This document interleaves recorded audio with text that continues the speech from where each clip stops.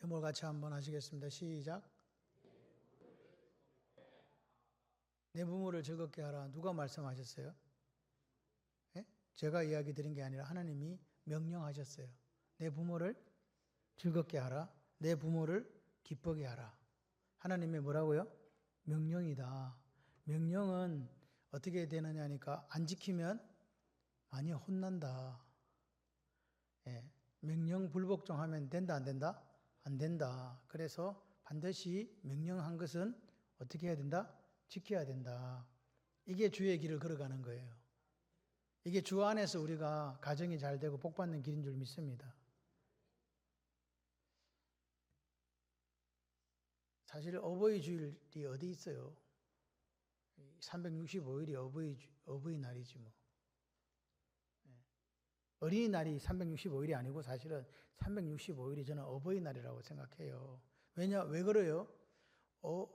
부모님이 없으면 내가 없으니까.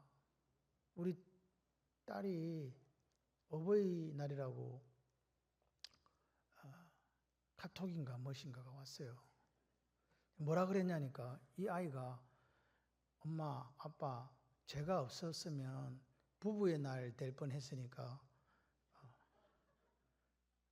그래서 감사해야 된대요. 지보고 딸을 낳은 것을 감사하래요. 맞는 말입니까?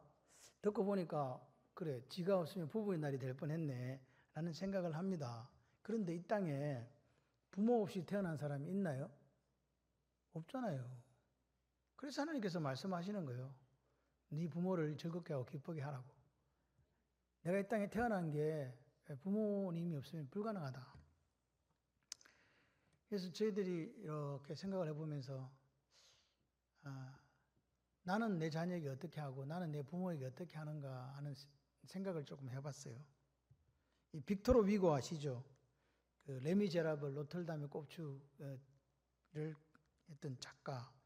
근데 그 사람의 유명한 소설 중에 93이라는 그 제목의 소설이 있는데요. 거기는 이제 언제 그러니까 프랑스 대혁명 이후에 있었던 그 이야기들을 그리고 있는데 대혁명 이후에 잘 사라진 게 아닙니다. 왕정을 무너뜨리려고 헨리 16세 처형하고 마리 앙따와네트 단두대로 처형하고 그런 그 사람들이 뭐 도덕적으로 뭐 좋은 사람들이 아니었습니다. 그래서 나라가 오히려 더 혼란에 빠졌고 도탄에 빠진 거예요. 그러니까 모든 백성이 굶주리고 있는 거죠. 부대가 이렇게 지나가다 보니까 엄마하고 자녀 3명이 못 먹어서 굶주리다 지쳐가지고 그 숲속에 쓰러져 있는 거죠. 그래서 군인 중에 그 한 분이 빵을 이렇게 줬어요. 빵을 한 조각 줬더니 엄마가 자기 혼자 다 먹어버렸어요. 이렇게 이야기가 흘러가지 않겠죠? 어떻게 됐겠어요? 그 빵을 3등분도 나누어가지고 아이들에게 줬어요.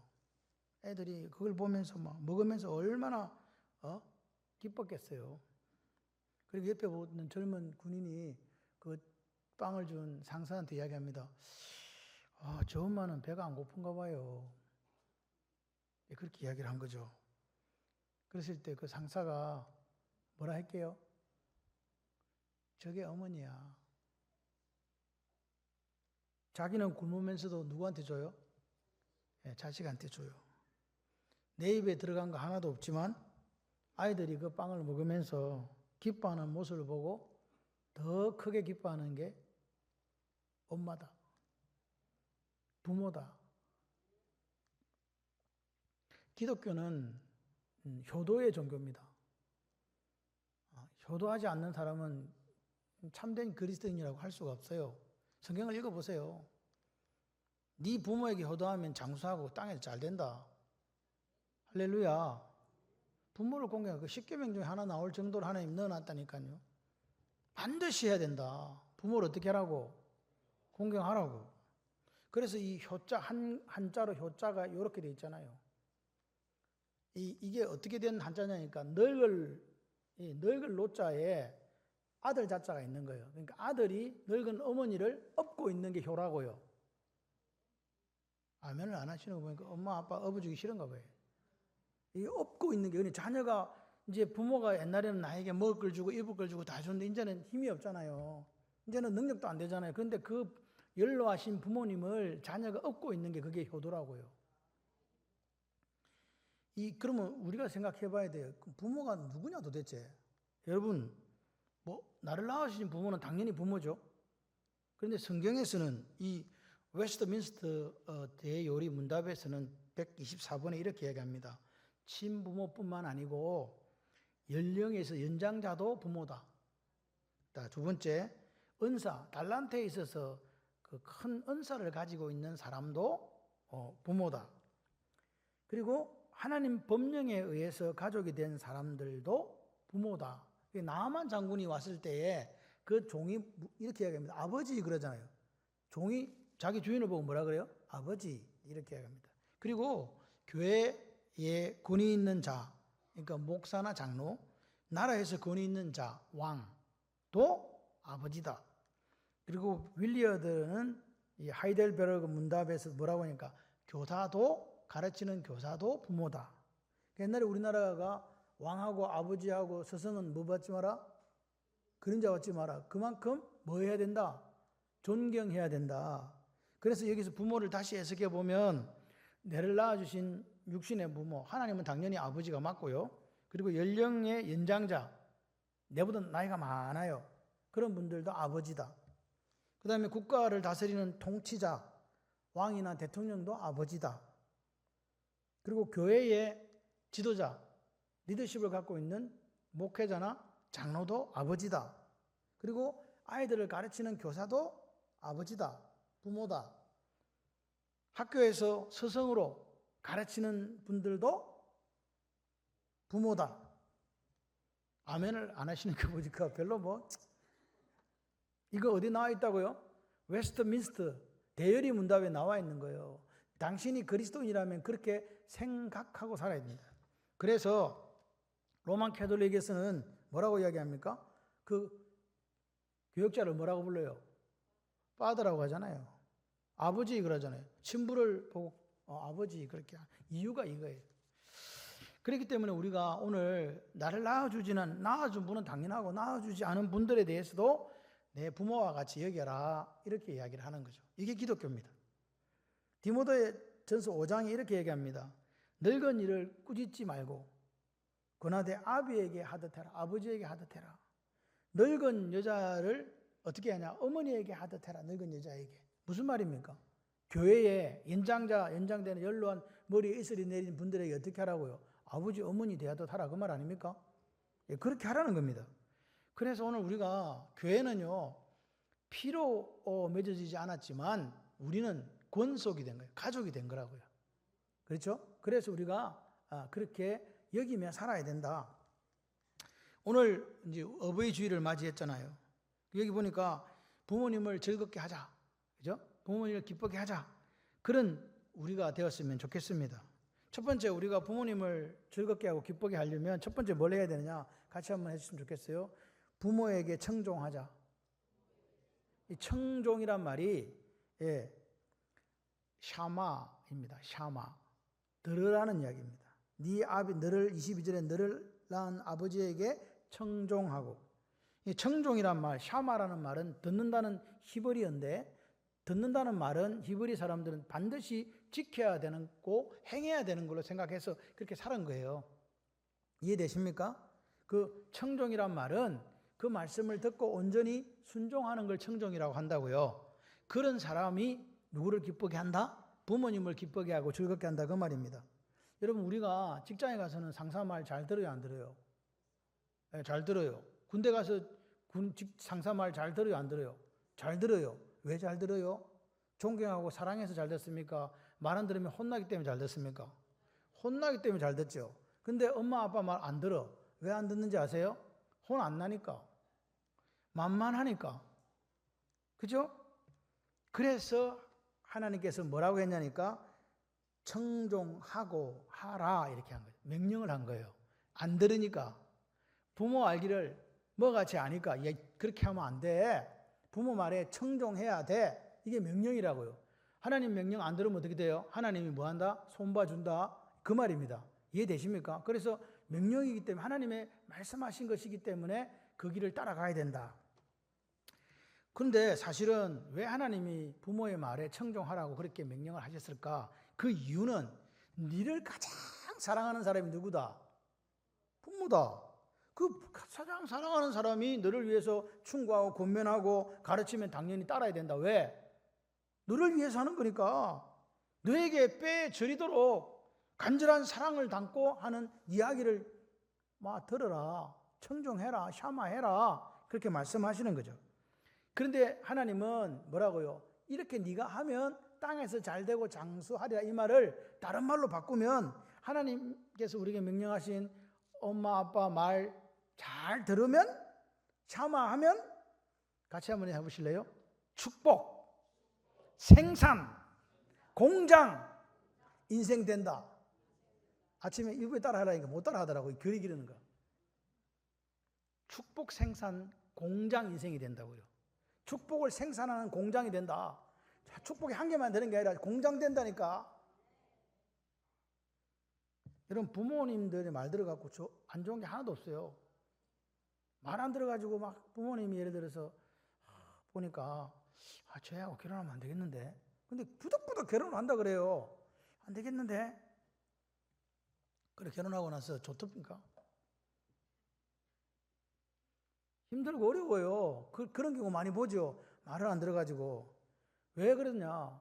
엄마 아빠 말을 안 들어서 그런 거예요. 그 말 들었으면 우리 엄마 아빠 말이 맞지라고 생각했으면 그걸 따라갔을 건데 부모가 만만하니까 말을 안 듣잖아요. 그러니까 인생이 괴로운 거예요. 왜 그럴까? 부모님은 나보다 훨씬 오래 살았거든요. 그 인생 속에 풍부한 경험이 있을까요? 없을까요? 그리고 더 중요한 거는 지 새끼는 지가 알아. 무슨 말인지 아시죠? 내 뱃속으로 나는 아이를 내가 그 속에 안 들어가 봐도 그 부모가 안다고요. 너무 잘 알아요. 그래서 충고할 때는 들어야 돼요. 엄마가 이야기하면 아멘 해야 되는데 안 하잖아. 우리 부모님이 나를 위해서 어떻게 살았는가를 생각해야 돼요. 저는 요즘에 우리나라가 이렇게 힘드니까 옛날 사진을 좀 자꾸 봐요. 흑백 사진 있죠. 100년 전에 우리나라는 어땠는가? 이렇게 이쁜 사람들이 없었어. 이렇게 잘생긴 사람들이 없었어. 다 얼굴이 새까매 아프리카에 온 사람들처럼 생겼어. 까매요. 애기 엄마가요. 여러분 보재기 아시지? 보재기, 옛날 보재기. 거기에다가 애를 하나 안고 살아보려고 몸부림치는 그런 모습들이 사진 속에 있어요. 흑백 사진으로. 그게 몇 년 전의 이야기입니까? 불과 50년 전의 이야기입니다. 네. 다 잊어버렸는지 모르지만 그랬습니다. 그런 나라가 지금 이렇게 우리가 누리고 있다. 그런데 공장에 불들이 꺼지고 있어요. 여러분, 우리나라에서 삼성, 현대, LG가 만약에 외국으로 싹 가버리면 우리는 어떻게 되나요? 솔직하게 한번 이야기해봐요. 지금 그런 일들이 부산에서 마지막 남은 최대 공장이 르노 삼성입니다. 그런데 부산에서 아파트 짓는다고 다 나가래요. 아파트는 누가 사나? 부산에 가보면요, 분양 안 되는 아파트 너무 많아요. 근데 계속 아파트는 지어요. 왜 그런지 모르겠어요. 여러분, 그 24시 아시죠? 편의점 불 안 꺼졌습니다. 근데 지금 25시인지 4시인지 알아서 듣지 뭘 또 있어. 그런데 불 안 꺼지는데 지금 변두리를 가보세요. 불 켜놓은 데 없어요. 다 꺼졌어요. 여러분, 자영업자들이 20% 이상이 지금 폐업했어요. 문 닫았다고요. 여러분, 우리나라의 중산층과 자영업자가 무너지면 우리나라는 못 삽니다. 잘 사는 사람 몇 사람 갖고 사는 나라가 아니잖아요. 중간 그룹이 튼튼해야 나라가 사는 거예요. 근데 이게 지금 안 되고 있다니까요. 이 부의 재분배가 안 되고 있어요. 열심히 노력하면 내가 대통령이 될 수 있는 나라가 돼야 돼요. 내가 열심히 공부하면 S대학에 갈 수 있는 나라가 돼야 된다니까요. 근데 지금 그게 안 되고 있잖아요. 그런데도 우리는 무슨 생각을 하면서 사는지 모르겠어요. 계속 데모하고 계속 노조들은 이게 뭘 일을 못하게 하는 이런 것들을 보면서 너무 마음이 답답해요. 저는 요즘 이래 보면서. 그래서 기도합니다. 하나님, 나라가 잘 살았으면 좋겠습니다. 행복했으면 좋겠습니다. 가난한 사람들의 눈에 눈물이 나지 않도록 그렇게 되는 나라가 되었으면 좋겠습니다. 하나님의 공의와 정의가 강물처럼 흐르는 나라. 그래서 누가 봐도 그래, 이거는 하나님께서 행하신 일이야 라고 그렇게 이야기할 수 있는 나라 되었으면 좋겠습니다. 기도를 해요. 여러분도 기도해 주세요. 우리나라가 저는요 하나님의 은혜가 없었더라면 지금 우리나라는 없었습니다. 그걸 기억하면서 지금 우리가 올 때입니다.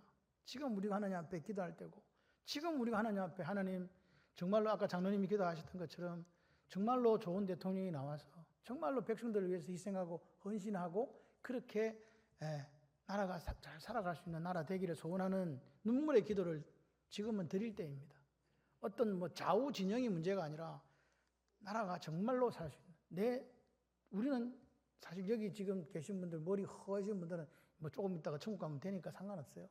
그런데 내 자녀들 지금 학교 다니는 아이들 이 아이들의 미래를 우리가 생각하면서 기도해야 된다. 그렇게 되시기를 바랍니다. 눈물의 기도가 필요해요. 그 부모가 눈물의 기도로 우리를 키웠기 때문에 우리가 여기 있는 겁니다. 그렇기 때문에 저는 그렇게 생각해요. 부모님 말씀이 타당하지. 부모님 말씀이 정확하지. 왜냐하니까 엄마가 아버지가 나를 더 잘 아시니까. 그리고 그분들이 나를 낳아주셨으니까. 여러분 하나님이 십자가에서 예수 그리스도를 죽임으로 우리를 낳아주신 거 아닙니까? 우리는 엄마가 10달 동안 배 아파서 그 아이를 낳은 거 아닙니까? 그래서 그 아이를 위해서 뭘 못 주겠습니까? 자녀를 위해서 솔직히 여러분들 한번 생각해 보세요. 내 살이라도 떼어주고 내 목숨이라도 내어줄 수 있는 게 저는 부모라고 생각합니다. 그거 아니라면 그건 가짜 부모겠죠. 하나님은 부모를 통해서 우리를 이 땅에 태어나게 하셨어요. 여러분 뭐 자기 혼자 자수성가 그런 거 없습니다. 자기 혼자 태어난 사람도 없고요. 자기 혼자 하늘에서 뚝 떨어진 사람도 없지 않습니까? 그래서 우리는 하나님께서 말씀하신 주의 길을 따라 하나님께서 말씀하신 그 명령을 잘 지켜 행하는 자가 돼야 돼요. 부모님이 말씀하시면 그 말씀에 우리가 청종할 수 있는 자들이 돼야 될 줄 믿습니다. 록펠러 아시죠? 뭐 석유 재벌인 록펠러 이 사람이 그렇게 33살에 백만장자가 되고 또 43세에 미국의 최대 부자가 되고 53세에 세계 최대 부자가 되었던 과거의 그 록펠러 말입니다. 그 사람이 얼마나 어렵고 가난하게 살았는지는 뭐 자서전 같은 거 다 압니다. 신문 발행하고 공장 직공으로 다니면서 그렇게 살다가 그런데 가난했지만 록펠러에게 가장 중요한 게 뭐였냐니까 물려받은 유산이 있었다는 거예요. 그게 뭔지 아십니까? 신앙 유산입니다. 록펠러는 생각했어요. 우리 엄마는 아버지 이야기 안 나오는 거 보니까 아버지가 없었는지 우리 엄마는 하나님밖에 몰라. 록펠러가 생각하는 엄마였어요. 그런데 그 엄마가 죽기 전에 10가지 유언을 주고 죽습니다. 그 유언이 뭐냐? 첫 번째, 록펠러야, 하나님을 친한 아버지로 모셔라. 그게 첫 번째 유언이었어요. 두 번째 뭐냐? 목사님을 하나님 다음으로 잘 섬기라. 저보고 잘 섬기라는 이야기가 아니고 록펠러가 그렇게 했다고요. 여러분들 지금도 저한테 잘해 주시니까 그런 걱정 안 하셔도 돼요. 그리고 세 번째는 뭐냐? 오른쪽 주머니에는 11조를 보관해 두었다가 하나님께 꼭 드려라. 그게 세 번째였어요. 11조 이야기였어요. 저는요, 제가 목사라서 아들들에 대해서 큰 아들은 목사니까 지가 알아서 하겠지. 근데 둘째 아들은 자유업이잖아요. 이게 그래서 항상 기도할 때 마음에 부담이 되는 거예요. 이놈의 새끼고 신앙생활 똑바로 안 하면 안 되는데 이러면서 제가 가끔씩 이렇게 불시에 이렇게 전화를 하거든요. 또 오늘 어버이 주인데 전화가 나도 바빴고 지도 바빴는가 봐. 전화가 안 왔대. 그래 그 다음날 전화가 온 거야. 5월 9일 날. 우리 딸은 뭐라고요? 내가 없었으면 부부의 날이다. 그렇게 왔고, 그 다음에 아들이라는 놈이 이제 5월 9일 날 연락이 온 거지. 제가 전화를 딱 박아두면서 그랬어요. 첫 마디가 그거였어요. 아들아, 11조 떼어먹지 마라. 그 아들 보고 한 이야기가 있어요. 그 어버이날에 네가 도둑질하면 그거 그대로 하나님이 알아서 정리하신다. 다 알아서 해소해 가니까 절대로 하나님과 도둑질하지 마라. 그러니까 11조 드리고 있지. 왜냐하면 이게 보세요. 학교 시간 교수지만 시간 강사 2군데 가야 돼. 그리고 뭐 방송국에 가서 뭐 그런 거 가지면 그게 또 평생 직업도 아니야. 그리고 보니까 나머지 시간에는 살아보겠다고 꽃가게를 하더라고요. 전 몰랐어요. 꽃가게 하는지도 몰랐어요. 근데 꽃가게를 해요. 근데 내가 속으로 저놈의 자식 꽃에 대해서 하나도 모르는 놈이 무슨 꽃가게를 꽃을 팔아먹는단 말이고 그런 생각을 할 정도입니다. 솔직히. 저는 관심도 없어요. 그런데 제가 이야기를 했어요. 그랬더니 아버지 손가락이 안 움직일 정도로 꽃을 팔았대요. 많이 팔았다는 이야기가 아니고 그 손가락이 아팠다는 이야기입니다. 강의를 하니까. 그래가지고 그래 내가 그 이제 11조 얘기하고 그 이야기하고 그 전화 끊었어요. 그랬더니 저한테 카톡이 왔어요. 아버지 이번 11조는 아버지 교회에 드리고 싶어요. 그러더라고요. 그래서 내가 너그 교회에다 해라 이 자스가. 그랬더니 우리 교회는 너무 커서 제가 이 조그만 11조 드려도 별로 소용이 없어요. 그러는 거예요. 그래서 속으로는 고맙더라고. 그래서 제가 우리 교회 가난한 교회 아니다 이놈아. 네, 그렇지만 속으로는 고마웠어요. 그리고 이제 끝났어요. 뭐 11조가 왔겠지 뭐. 온다 했으니까. 하나님이 우리에게 말씀하실 때는요. 복을 주시고자 하시는 거예요. 그 네 번째는 뭐냐? 원수 만들지 마라. 원수 삼지 마라. 다섯 번째는 뭐냐? 이게 제일 제가 볼 때 사실 첫 번째로 가야 되는데 예배 드릴 때는 가장 앞자리에 앉아라. 그게 엄마의 유언이었어요. 예배 드릴 때 어디 앉아라? 항상 앞자리에 앉아서 드려라. 엄마의 유언이었습니다. 그래서요. 예배는 어디서 드리는 게 좋다? 앞에서 드리는 게 좋다. 뒤에 있으면요. 제 얼굴이 잘 안 보여요. 엄은 생각해. 예. 나도 희미하고 니도 희미하고 둘 다 희미해진다. 예. 그래서 앞으로 오시라. 그 다음에 매일 아침마다 그날의 목표를 세우고 하나님께 기도하세요. 이게 엄마예요. 아침마다 목표 세우고 기도해라. 그리고 잠자리에 들기 전에 반드시 그 하루를 반성하고 회개하고 하나님께 기도하고 자라. 여덟 번째는 뭐냐니까 네가 남을 도울 수 있는 대로 힘껏 도와라. 이게 예수적인 삶이라고 이야기한 거예요. 예수님이 그렇게 살았다는 거예요. 당신의 몸까지 찢어주고 우리를 낮은 자리에 오셔서 섬기다가 죽었으니까 너도 그렇게 나눠주는 인생이 되라.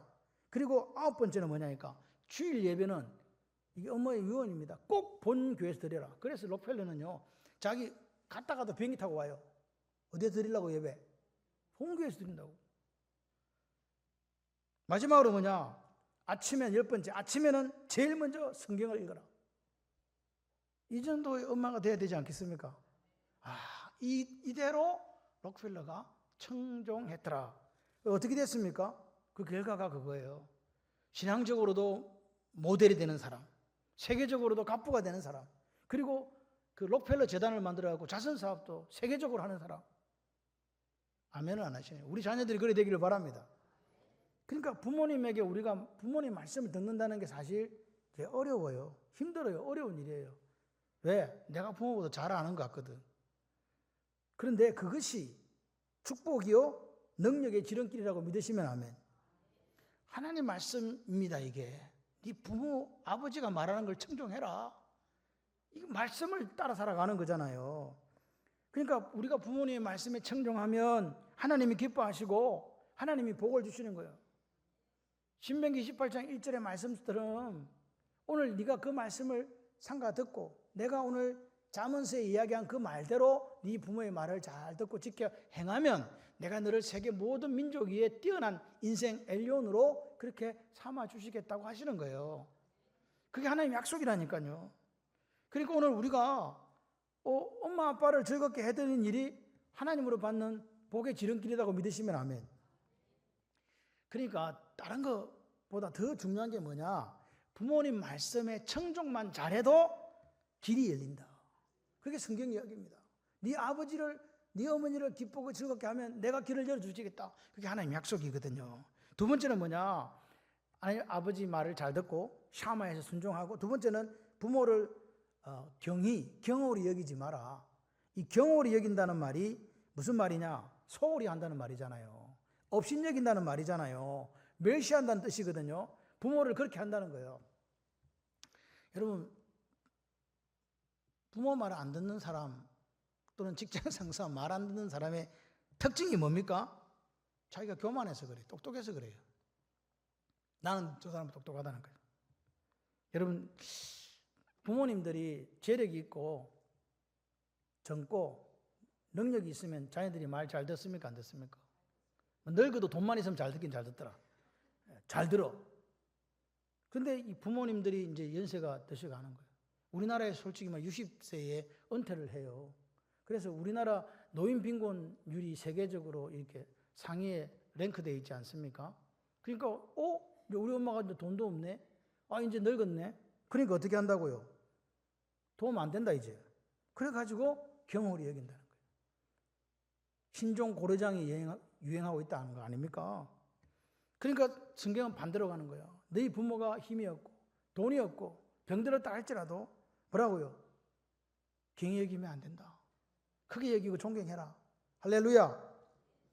그럼 부모가 왜 병들었습니까? 옛날에 부모도 네 같은 시절이 있었다니까. 이쁘고 젊고 할렐루야. 왜 이렇게 아까 기도한 대로 왜 주름이 지고 왜 이렇게 폭삭 늙어가지고 이게 땡겨도 안 올라가는 줄 알아? 네 먹이고 살리고 입히고 한다고 그랬지. 자녀들 그렇게 이때까지 키운다고 아닙니까? 뭐 자기 혼자서 뭐 소고기 사 먹는다고 그렇게 했습니까? 자녀들에게 다 주었잖아요.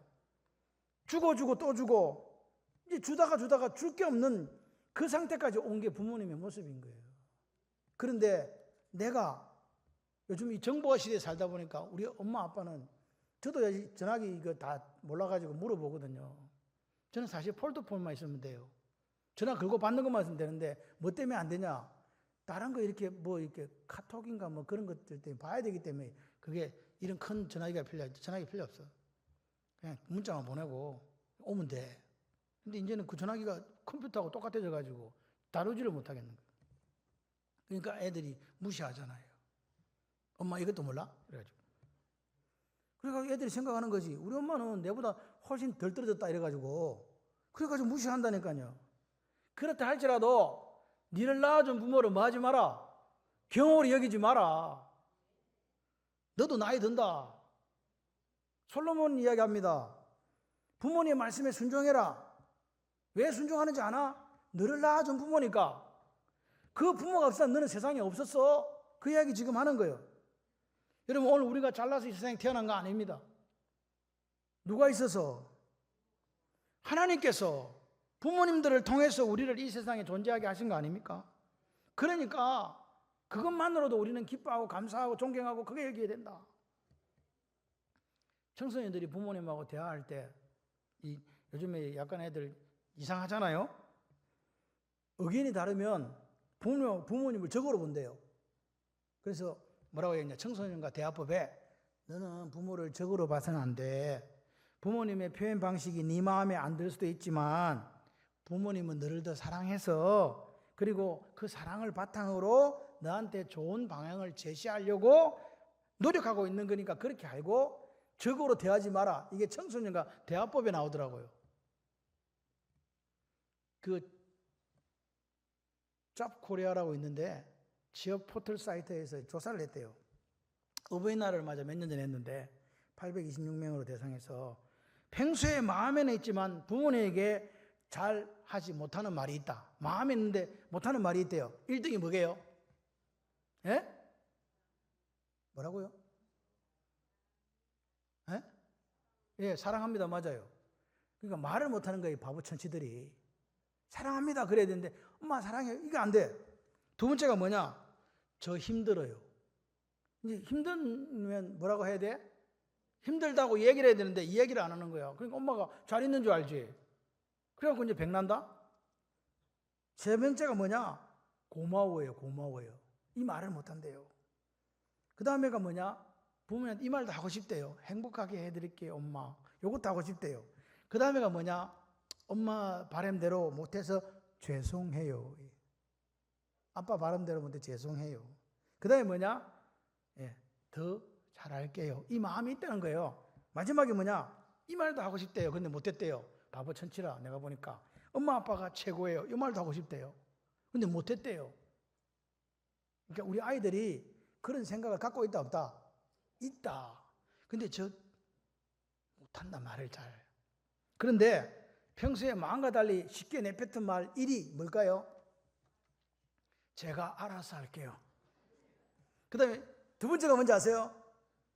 뭐 이야기하면 근성으로 네 이거 이게 두 번째래요.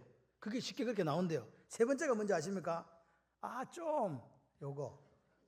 그 다음에 뭐 엄마가 아빠가 이야기하면 뭐라고 하니까 몰라요 요거. 그 다음에 뭔 이야기하면 이따가요 요것도 있대요. 그리고 뭔 이야기하면 한숨 쉬면서 이렇게 부모가 이야기하면 그런데 그 다음에 뭔 이야기하면 다음에요. 또 무슨 이야기, 그 다음 순서가 뭐냐? 엄마 지금 바빠요 나. 마지막에 뭐냐? 2.2%인데 그냥요. 이런 말들을 그러니까 내 속에 사실 그런 거 있는 그런 아닌데 이런 말이 나온다. 그런 말들이 있다는 걸 기억하시고 내가 알아서 할게요. 그 말이 여러분 귀에는 엄마 저 힘들어요 라고 들릴 수 있기를 바랍니다. 아 몰라요 그럴 때 엄마 사랑해요 라고 들릴 수 있기를 바랍니다. 아멘을 몇 사람밖에 안 하는 거 보니까 이게 안 돼요. 제가 이래 보니까 사람은 시간이 지나면 늙게 되어 있습니다. 방법이 없어요. 그래서 늙게 되면 병이 들어요. 병 안 드는 게 이상한 거지. 차도 20년 이상 타는 사람 없으면서 70년, 80년 한 개 갖고 써먹으면서 고장 안 나리라 생각하는 게 그게 기적 아닙니까? 근데 제가 여러분에게 우리 성도님들에서 기도하는 게 한 가지가 더 있어요. 치매는 안 된다. 아멘을 왜 안 하시는 거야? 그러니까 뭐 치매는 안 된다. 치매 걸리면 안 된다고요. 치매 걸리면 어떻게 되는지 아세요? 저 김선실이 누군지 몰라. 치매 걸리면 내 아들이 누군지도 모른다니까. 아들 오는데 아버님 오셔서 일한다니까요. 치매 걸리면 밥 먹어놓고 밥 안 준다고 며느리 때린다니까요. 그래서 안 돼요. 우리 어머니가요. 우리 어머니는 전화를 하면 우리 어머니가 아무도 안 왔다 이래요. 항상. 왔다 갔는데 내가 큰 딸은 딸 아니요? 그러면 맞대. 그러면 이제 왔다고 시인을 해요. 그래서 제가 그랬어요. 어머니 제가 전화 안 한다고 서운해하지 마시고 아이들한테 저를 포함해서 전화 걸고 싶을 때 언제든지 걸어라. 그렇게 이야기를 했어요. 그러니까 섭섭해하지 말고 무조건 전화를 하세요. 그랬어요. 뭐 다른 집에 전화 오는데 안 온다고. 그래서 이제 토요일 날 제가 어제죠. 토요일 아침에 전화를 어머니한테 하고 그래 어머니 어버이날에 못 갔는데 누가 왔었디가 또 안 왔대. 그 딸이 10분 거리에 있고 가는 거 내가 가는 거 알거든. 그래서 제가 그냥 그러면 오늘이나 올 거예요. 오늘 저 집에 먼저 갔다가 오늘 올 거니까 걱정하지 마세요. 그러면서 아침에 전화를 끊었거든요. 저녁에 전화가 왔어요. 우리 어머니 전화가 온 거지. 저보고 이런 거라. 내가 아침에 자네한테 전화가 왔는데 전화를 못 받아서 다시 전화했네 그러는 거예요. 나하고 통화했다 안 했다? 했잖아요. 그래서 그래, 어머니 아침에 저하고 이것저것 했잖아요. 그러니까 그랬네 그러더라고요. 여러분 요양원에 가시니까요.